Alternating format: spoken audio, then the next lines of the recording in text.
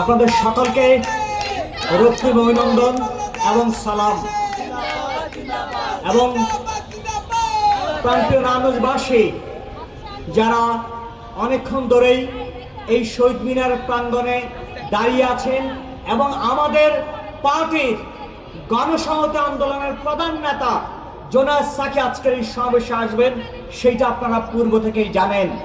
এবং জোনায়েদ সাকির প্রতি কেবলমাত্র নারায়ণগঞ্জে নয়, সারা বাংলাদেশে বিশেষ আগ্রহ তৈরি হয়েছে। আমাদের যে দল, সেই দলের ক্ষেত্রে আমরা পরিষ্কারভাবে বলেছি, জনগণের স্বার্থের বাইরে আমাদের গণসংহতি আন্দোলনের অন্য কোনো স্বার্থ নেই।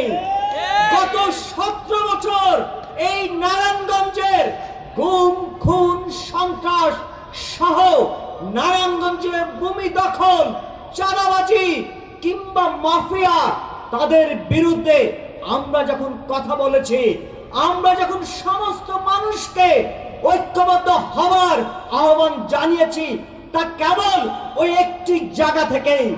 কিসে জায়গা? জায়গা পরিষ্কার, জনগণের স্বার্থের বাইরে গণসংহতি আন্দোলনের অন্য কোনো স্বার্থ নেই। আমরা বিশ্বাস করে বাংলাদেশে 1971 সালের পর থেকে যেই বাংলাদেশ আমরা চেয়েছিলাম, গত 54 বছরে সেই বাংলাদেশ প্রতিষ্ঠিত হয়নি। যারাই ক্ষমতায় এসেছেন, তারাই ক্ষমতাকে ব্যবহার করে লুটে পুটে টাকা পয়সা বানিয়ে পুরো বাংলাদেশটাকে তারা ছোবরা বানিয়ে ছেড়েছে। আমরা দেখে এই যে নারায়ণগঞ্জ শহর, ছোট্ট শহর, আয়তন কত? 685 বর্গ কিলোমিটার, বাংলাদেশের সবচেয়ে ছোট জেলা। কিন্তু সন্ত্রাসীতে এই নারায়ণগঞ্জ 1 নাম্বার। বাংলাদেশে যে শ্রম উৎপাদন, গার্মেন্টস শ্রমিক, সেইটার দিক থেকে এই নারায়ণগঞ্জ অত্যন্ত গুরুত্বপূর্ণ ভূমিকা পালন করে। সমস্ত জায়গা থেকে ঢাকার নিকটবর্তী অঞ্চল হিসেবে নারায়ণগঞ্জ জাতীয় অর্থনীতিতেও অত্যন্ত গুরুত্বপূর্ণ ভূমিকা পালন করে।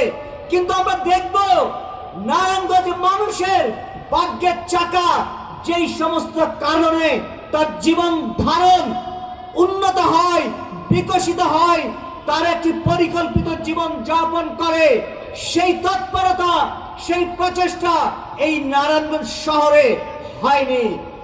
এই যে নারায়ণগঞ্জ শহর, ছোট্ট শহর, প্রায় কোটি মানুষের বসবাস। এই কোটি মানুষের বসবাসেও আমরা 20-30 টাকার রিক্সা ভাড়া দিয়ে যখন আমরা অন্য কোথাও যেতে চাই, তখন সময় লাগে 30-40 মিনিট, কোথাও 1 ঘন্টা। অর্থাৎ এইখানকার যে জনগোষ্ঠী, লোকবল, তার তুলনায় সড়কের পরিমাণ অত্যন্ত কম, মাত্র 8%। অর্থাৎ 8% দিয়ে কোটি মানুষ বসবাস করে। এছাড়াও আমাদের নেতৃবৃন্দ অনেকেই আপনাদের সামনে বললেন যে এই যে করোনা মহামারী, সেই করোনা মহামারীতেও আমাদের নারায়ণগঞ্জে একটি পিসিআর ল্যাব ছিল না। এইখানকার মানুষজন খানপুর হসপিটালে গিয়ে করোনা টেস্ট করতেন, তার রেজাল্ট অর্থাৎ রিপোর্ট আসতে 1 দিন লাগতো।